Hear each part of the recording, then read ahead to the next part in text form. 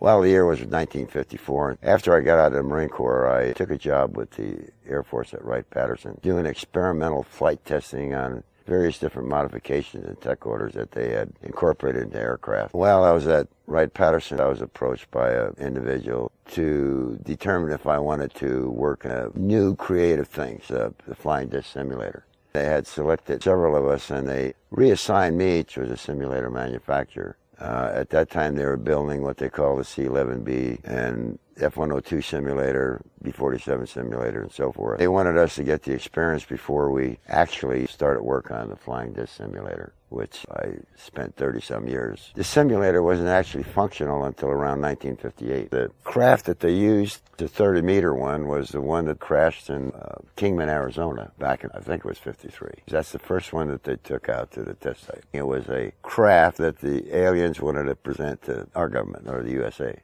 It landed about 15 miles from now defunct, I can't recall the name of it. But that particular craft, there were some problems with, number one, getting it on the flatbed to take it up to Area 51. They couldn't get it across the dam because of the road. It had to be barged across the Colorado River at the time. And then taken up 93 out to Area 51, which was just being really constructed at the time, down those dirt roads and out to that particular area of the test site. There were 4 aliens aboard that thing, and those aliens went to Los Alamos. They set up Los Alamos with a particular area for those guys, and they put certain people in there with them, astrophysicists, just general scientists, to ask them questions. The way the story was told to me was there was only one of them that would talk to any of these scientists that they put in the lab with them, one of the aliens. The rest wouldn't talk to anybody or even have a conversation with them. You know, first they thought, it was all ESP or mental telepathy, but, most of that is kind of a joke to me because they actually speak, maybe not like we do, but they actually speak and can converse, You got to understand that everything was, specific to the group. If it wasn't specific to the group, you couldn't talk about it.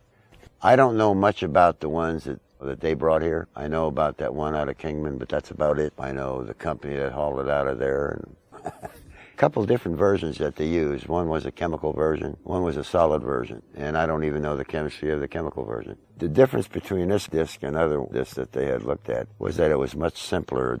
We operated with 6 large capacitors that were charged with 1 million volts each. Say there were 6 million volts in those capacitors, largest capacitors ever built. These particular capacitors last for 30 minutes, so you could get in there and work the controls and do what you had to the disc operate, okay? It wasn't that simple because we only had 30 minutes. And the reason why it was designed like that photo I showed you was when it was operable, it would lift off the ball that it actually lifted up, and it could actually turn a certain amount of degrees left to right or whatever. But in a simulator now, you'll notice that there are no seat belts, right? And the same thing with the actual craft, no seat belts. You don't need seat belts because when you fly one of these things upside down, you have your own gravitational field right inside. There's no upside down like in a regular aircraft. So if you're flying upside down, to you, you're right side up. The only place we had any visibility at all, and it was done with cameras or videos in the turret section. There weren't any windows at that time. My thing was the flight deck and the instruments on the flight deck. I knew about the gravitational field and what it took to get people, train them to be able to operate. You would be sick or disoriented in about 2 minutes after it was cranked up. It takes a lot of time because of the area and the smallness of it. Just to raise your hand, it becomes complicated. You have to be trained with your mind, to accept what you're going to actually feel. Just moving about, it's after a while, after you get used to it and all, and you do it, it's simple. You got to know where everything is, and you got to understand what's going to happen to your body. It's no different than, accepting the G-forces, when you're coming out of a dive, and that kind of thing. It's a whole new ballgame. Each engineer that had anything to do with the design was part of the startup crew. Verify all their stuff that they put in works like it's supposed to. The whole big problem with the disc is that it's so exacting in its design and so forth. It can't be used like we use aircraft today with dropping bombs and, having machine guns, in the wings and that kind of stuff. You can't add anything. It's got to be just right. There's a big problem in the design of where things are put, where the center of the aircraft is. But we had a long period of introduction to meaning, an EVE. That's the name that the linguist gave them. Well, the preparation was going through all of the different nationalities in the world. Then they got into other forms of life, even down to, animals and that type of thing. And the fact that his skin was pinkish, but a little bit rough, and that kind of stuff. Not, not horrible looking, or to me, he didn't look horrible looking. When they gave you the psychological question, I just answered him the way I felt, and I had no problem. One of those kind of things, didn't amount to much. Need to know. There's a book. It's a big assembly of various different divisions on gravitational technology. And all the information wasn't there because even our guys, our people that were the top mathematicians and stuff couldn't figure some of this stuff out. So we would take it and then, with each design, there's a requirement for calculations. And we'd have to prove this thing's going to operate. No different than anything else we do. And sometimes you get into a spot where you try, and even if you use the formulas that they'd provide you, it wouldn't work. And that's where he'd come in, to tell him to look at this and see what we did wrong. So you really never knew how many we had. The last, I'd say 40 years anyway, not counting the simulators, I'm talking about actual craft, there's probably maybe 2 or 3 dozen various different sizes that we built. Okay. So thank yourself for listening to the Super Secret Society of Sucker Licking Stuff and Stuff with Rob of the Wooded Valley and Chad. This is Kurt from Nirvana. We're music lovers.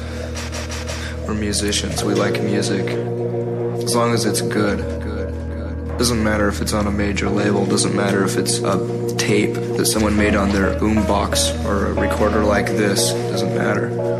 It doesn't even matter even if someone hasn't even recorded something to even have it distributed to anyone. We just like it. If it's good, it's good. It's good, it's good. It's good, it's good. Mac Daddy, let me get it started. Talk my shit better. Fat nigga on a fraternity. I'm a big stepper. I'm plain Jane. All y'all rock is designer. Bitches throw pussies at me. All I rock is vaginas. I just be laid back. All I got is recliners. I wouldn't join the neighbor shit. All I got is Rihanna. Baby, right on, baby.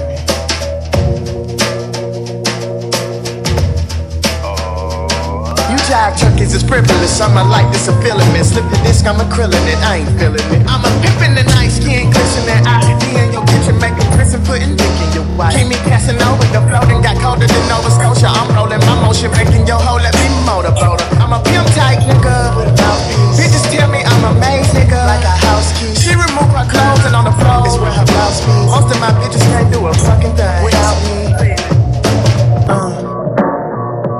Right on, baby. If you pimp on, right on, you can pimp strong and never to pimp long.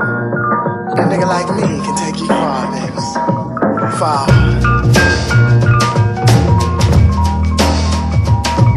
I'm a Mac with the accolades to prove it. I tell all my bitches on a Saturday to move it. And I done seen them all from the south of Kakalaki, Mississippi, Arkansas, and back to Tallahassee. I'm groovier than most players. The slow stroker, the throat slayer. Probably somewhere up in your home, player. And I keep the switchblade for niggas who get serious. Cause if I break a nail on your ass, I'ma be furious.